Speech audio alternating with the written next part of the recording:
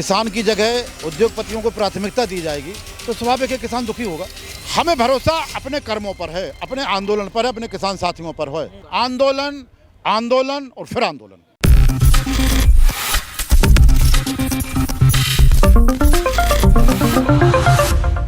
नमस्कार, आपके साथ मैं हूं ऋतिक सविता। स्वागत है आपका SPN 9 न्यूज में। आखिर क्यों किसानों को हर बार सड़कों पर आना पड़ता है? आखिर क्यों किसानों को अपनी आवाज़ बुलंद करनी पड़ती है?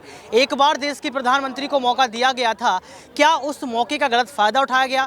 क्या किसानों की मांगें अभी भी बाकी हैं? इन तमाम मुद्दों को लेकर हमारे साथ बात करने के लिए मौजूद है राजवीर सिंह जी जादौन। यहाँ पर उनसे बातचीत करेंगे कि आखिर क्यों आज फिर से आप जो है प्रोटेस्ट करने के लिए सड़क पर आ गए हैं और क्यों देश के प्रधानमंत्री को घेरने का प्रयास किया जा रहा है, जबकि देश के प्रधानमंत्री अपने आप को खुद को जो है किसानों का मसीहा बताते हैं। लेकिन क्या यहाँ पर किसान उनको मसीहा नहीं मानते हैं?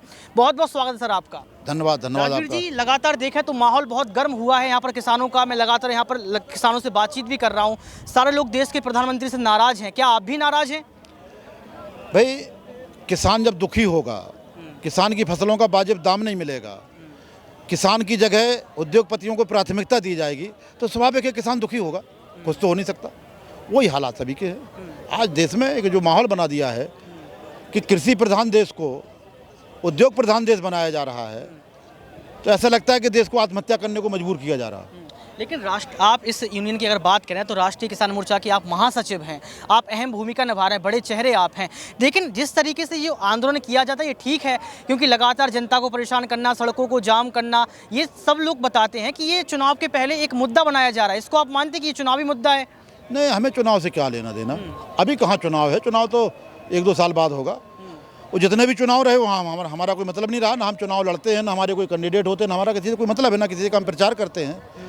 चुनावी मुद्दा नहीं है। हम कोई चुनाव देख करके काम नहीं करते। जब हमारे आंदोलन चलना है, जब हमारी संयुक्त किसान मोर्चे की कमेटी तय करती है, तभी आंदोलन होते हैं। जादौन जी, सवाल ये खड़ा हो रहा था कि जिस समय किसान आंदोलन किया गया पहली बार, तो उस समय यूपी विधानसभा चुनाव नज़दीक, तमाम चुनाव नज़दीक थे। लेकिन लोकसभा चुनाव 2024 का नज़दीक है। कहा जा रहा है कि यहाँ पर कई सारे नेताओं ने मिलकर इन लोगों को खड़ा कर दिया है बीजेपी के खिलाफ। इसको आप समर्थन करते हैं इस चीज़ का कि ये गलत है? सब कुछ ये जो कयास लगाए सब झूठे हैं? देखिए, हिंदुस्तान में चुनाव प्रणाली इतनी दोषपूर्ण है कि यहाँ 5 साल कहीं ना कहीं चुनाव रहता ही है, तो फिर कोई आवाज़ खिलाफ इनको उठा ही ना पाए। भाई, चुनाव के बहाने सरकार कुछ भी करती रहे और जनता को ये बताया जाए कि आज मणिपुर में चुनाव है, कल केरल में होगा, फिर वहाँ होगा। चुनाव हमारा विषय नहीं है। हमारा विषय है सरकार की गलत काम, सरकार की गलत नीतियाँ। उनका विरोध कब करना, कैसे करना, ये किसान तय करेगा। हमें ना चुनाव से लेना देना है, ना किसी सरकार से लेना देना है, ना किसी पार्टी से लेना। लेकिन सरकार सवाल ये भी खड़ा कर रही, तमाम लोग सवाल ये भी खड़ा कर रहे हैं कि जो किसान हैं वो किसान सिर्फ हक के लिए नहीं आते हैं, मुद्दों को भटकाने का प्रयास करते हैं। मुद्दों को भटका देंगे ताकि केंद्र की सरकार की छवि खराब हो सके। देखो, यहाँ हिंदुस्तान में जो भी राजनीतिक दल हैं, गौर से सुनिए, उनकी 2 प्रकार की सोच है। जब वो सरकार में जाते हैं तो सोच दूसरी हो जाती है, जब विपक्ष में आते हैं तो बात दूसरी करते हैं। हमारा प्रयास ये है कि जब विपक्ष में रहते जो बात करते हो वही सरकार में रह करके बात करो। इस संस्कार में, इस सिस्टम में हम राजनीतिक पार्टियों को लाना चाहते हैं। लेकिन बार बार सरकार को क्यों चुनती है? फिर बीजेपी सरकार क्यों जीत रही है? देखो, ये चुनाव की व्यवस्था है, वोट देना पड़ता है, वोट देते हैं लोग, और बहुमत का जमाना है। आपको पता है कि 30-35% वोट लेकर के सरकार बन जाती है, जबकि 30% वोट, 35% 1/3 वोट है। बहुमत तो माना जाएगा कि 51% किसी के पक्ष में जाए तो बहुमत है। 65% लोग खिलाफ हैं, 35% पक्ष में हैं, फिर भी सरकार बन रही है। क्यों? संविधान जो कहता है उसका सम्मान है, उसका कोई कुछ कह नहीं सकता। वोट का बंटवारा है, डिवीजन करके। जो अंग्रेजों की नीति थी, फूट डालो राज करो, वही राजनीतिक पार्टियों की है। ये संस्कार सभी राजनीतिक पार्टियों के। राजवीर जी, इस पर आपको भरोसा है कि देश के प्रधानमंत्री आपकी मांगों को पूरा करेंगे? हमें भरोसा अपने कर्मों पर है, अपने आंदोलन पर है, अपने किसान साथियों पर है। पार्टी कोई भी सरकार में हो, प्रधानमंत्री कोई भी हो, किसानों की बात को मानना ही पड़ेगा। कहाँ से किसान आपके साथ जुड़े हैं? पूरे हिंदुस्तान से किसान आए हैं। ऐसा कोई प्रांत नहीं था जहाँ से किसान ना आए हों, क्योंकि संयुक्त किसान मोर्चे की मीटिंग थी ये, तो सभी जगह से किसान। और सवाल मैं आपसे पूछना चाहता हूँ, आपकी मांगे क्या क्या हैं? क्योंकि लगातार देखा जाए तो बहुत सारे लोगों को तो मांगे भी नहीं पता। मैंने पूछा उनसे तो बता रहे हैं कि मेरे पड़ोसी बताएंगे, मेरे आसपास के लोग बताएंगे। तो इससे तो यही पता चलता है कि बहुत सारे किसानों को तो पता ही नहीं कि मेरा मांग क्या है। बहुत बढ़िया बात। मेरी सबसे पहली मांग है, 13 महीने के आंदोलन के बाद सरकार ने जो हमसे समझौता किया, माने किसान मोर्चे से, और उस समझौते में जो शर्तें थीं वो राजपत्र पर लिखी हुई हैं। सरकार के राजपत्र पर और कृषि सचिव संजय अग्रवाल के हस्ताक्षर से हैं, किसानों के हस्ताक्षर से। जब सरकार लिख करके समझौता करती तो उसका पालन क्यों नहीं किया, उसकी याद दिलाने आए। और एमएसपी पे गारंटी कानून बनाने की बात थी, उसको याद दिलाने आए।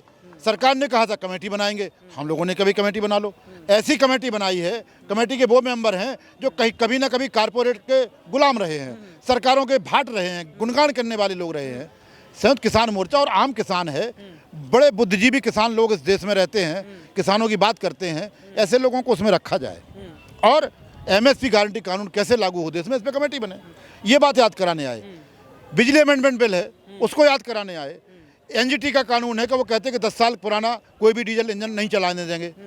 तो भाई और चीज़ों पे तो भी देख लो, कहाँ धुआं कौन सा उगल रही, कौन सी चिमनी निकाल रही है, ये देख लो।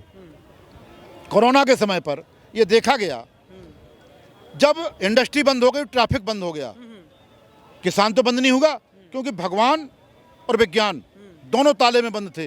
किसान अपने खेतों में काम कर रहा था, अगर काम नहीं करता तो 130 करोड़ जनता भूखों मर जाती और जीडीपी माइनस में चली जाती।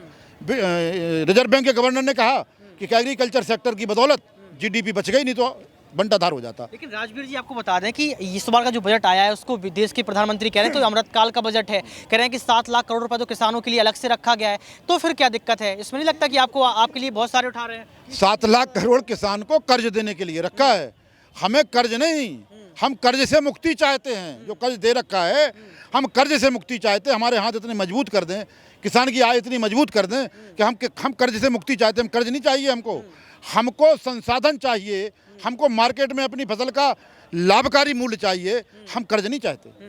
राजवीर जी अंतिम सवाल मेरा आपसे ये रहेगा कि आप बड़े चेहरे राकेश टिकैत जी से मैंने अभी बात की, क्या आप दोनों लोग अब राजनीति में तब्दील हो जाएंगे? क्या राजनीति करना चाहते हैं? आने वाले समय में आप चुनाव लड़ेंगे? देखो भाई, इस देश में राजनीति करने के लिए लाखों लोग हैं, हजारों पार्टियां हैं, राजनीतिक पार्टियां हैं। इस देश को आंदोलन और आंदोलनकारियों की जरूरत है, नहीं तो ये देश डूब जाएगा। हम लोग राजनीति में ना हैं ना कभी जाएंगे। राकेश टिकैत का तो लगता है कि जब वो बयान देते हैं तो उन बयानों को सुनने के बाद लगता है कि आने वाले समय में किसी पार्टी को ज्वाइन कर लेंगे या खुद की पार्टी के साथ जीत। सवाल ही नहीं। वो बहुत क्लियर कह चुके हैं कि राजनीति में ना कभी जाऊंगा और ना कभी अब कोई हमारा ऐसा कोई विचार है। तो अंतिम संदेश देश के प्रधानमंत्री को क्या देना चाहोगे कि यहाँ पर क्या अगर आपकी मांगे पूरी नहीं होती है तो आपका अगला कदम क्या होगा? आंदोलन और फिर आंदोलन। बहुत बहुत शुक्रिया राजवीर जी आपका। देखिए लगातार देखा जाए तो सड़क से लेकर संसद तक सिर्फ एक ही गूंज है, आंदोलन आंदोलन आंदोलन। ये राजवीर जी थे जो किसान यूनियन के जो है राष्ट्रीय महासचिव थे, उन्होंने अपनी बात को रखा और ये बताया आपको कि किस तरीके से यहाँ पर जो है उनके साथ पक्षपात किया जा रहा है, किसानों के साथ पक्षपात किया जा रहा है, किसानों की मांगों को पूरा नहीं किया जा रहा है। ये कह दिया साफ तौर पर कि अगर देश के प्रधानमंत्री उनकी मांगों को पूरा नहीं करेंगे तो आने वाले समय में हम इस आंदोलन को बरकरार रखेंगे, आंदोलन बंद नहीं होगा, हम सरकार को जो है लगातार सड़क पर ला देंगे। ये तमाम बातें आपने सुनी, लेकिन दर्शकों ये देखना होगा कि 2024 के पहले क्या देश के प्रधानमंत्री यहाँ पर किसानों के लिए आवाज उठाएंगे। कैमरामैन सुमित के साथ ऋतिक सविता, SPN 9 न्यूज। नमस्कार।